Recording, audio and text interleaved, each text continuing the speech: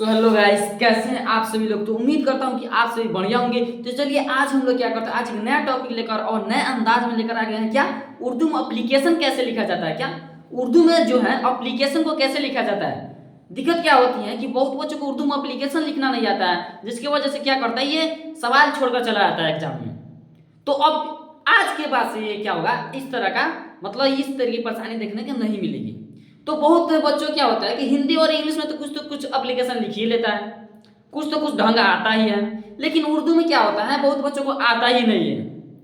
तो यहाँ पे आज हम लोग क्या करेंगे, इसी परेशानी को, इसी मुश्किल को आज हम लोग क्या करेंगे, सॉल्यूशन करेंगे कि उर्दू में एप्लीकेशन को कैसे लिखा जाता है। तो आज हम लोग यही सीखेंगे कि उर्दू में एप्लीकेशन को कैसे लिखा जाता है। तो एकदम चलिए आज हम लोग सीखते हैं कि उर्दू में एप्लीकेशन कैसे लिखा जाता है। तो सबसे पहले हमारे यहाँ पे सवाल रहेगा, क्या सवाल रहेगा कि अपने प्रिंसिपल साहब के पास एक खत लिखे जिसमें 2 दिनों की गैर हाजिरी माफ कराने से मुताल्लिक हो। मतलब जिस आपको क्या करना है, एक अपने प्रिंसिपल साहब के पास एक दरख्वास्त लिखना है जिसमें 2 दिनों की गैर हाजिरी माफ कराना है।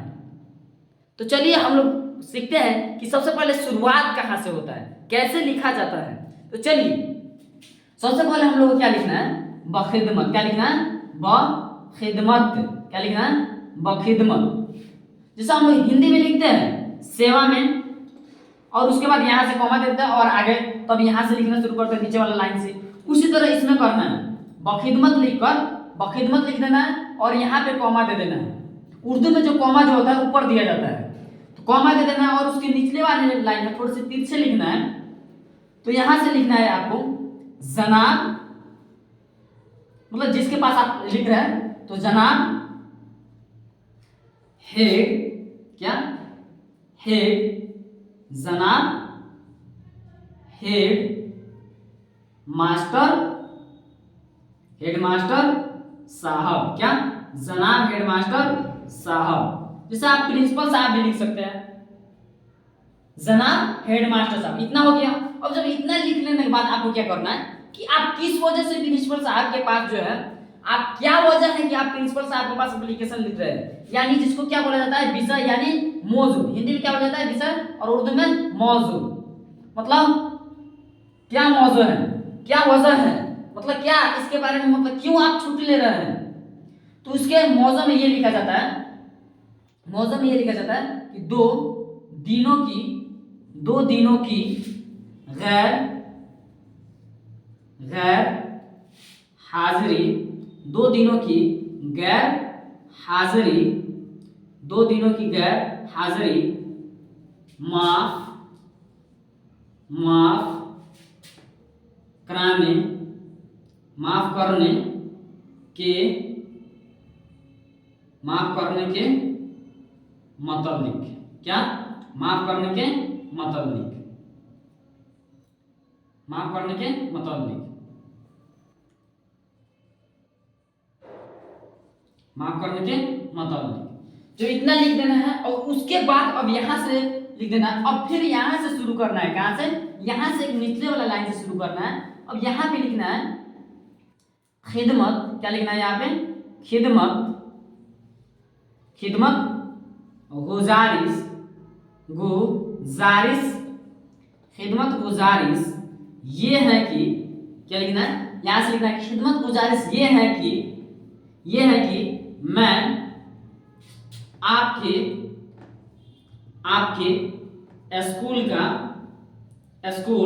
मैं आपके स्कूल दर्जा 10वीं का दर्जा 10वीं का तलवाए, क्या लिखना है, कक्षा 10वीं का, मतलब दर्जा, इसको उर्दू में क्या बोला जाता है, दर्जा 10वीं का तलवाए इल्म। क्या लिखना है, तलवाए इल्म मेरे। उसके बाद लिखना है आपको, मतलब किस वजह से मांग रहे हैं, मतलब क्या कारण पड़ गया है, मतलब क्या वजह हो सकती है कि आप छुट्टी मांग रहे हैं आप। तो देखिए यहाँ पे लिखना है मेरे घर पर मेरी बहन क्या लिखना है, मेरे घर पर मेरी बहन की शादी शादी जैसे यहाँ पे आपको कोई काम कर रहा है तो उस काम का नाम लिख दीजिएगा। जैसे आपको फीवर हो गया है तो क्या लिखना है, मतलब मुझको फीवर हो जाने की वजह से मैं मतलब इतने दिनांक से मतलब इतने तारीख से इतने तारीख तक मैं आप गैर हाजिर रहूंगा।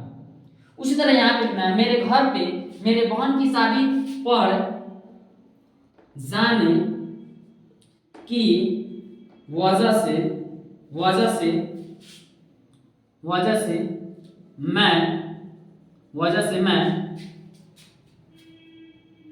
18/2/24 से 20/2/24 तक अपने दर्जे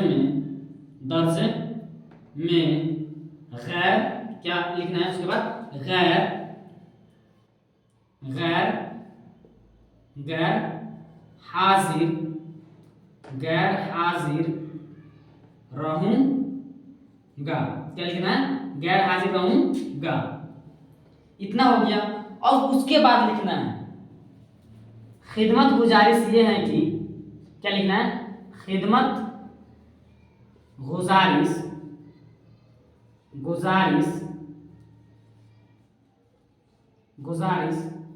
ये है कि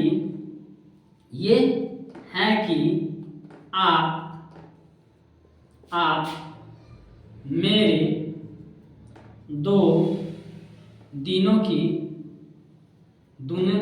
की छुट्टी क्या लिखना है, छुट्टी माफ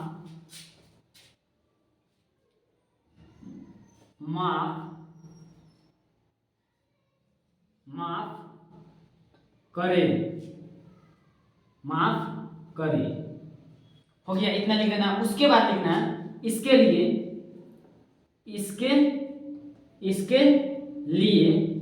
मैं हमेशा आपका खिदमत क्या लिखना है, खिदमत गुजार रहूंगा। क्या लिखना है, इसके लिए मैं हमेशा आपका खिदमत गुजार रहूंगा। अब जब इतना लिख देना है उसके बाद लिखना है यहाँ पे, उसके बाद लिखना है अपना, उसके बाद यहाँ से लिखना है, यहाँ पे इतना नोट कर लीजिएगा। उसके बाद लिखना है आपका फरमाबरदार या आपका प्यारा तालिबे इल्म।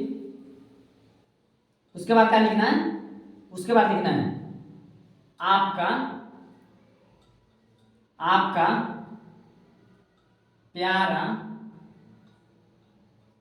प्यारा तालिबे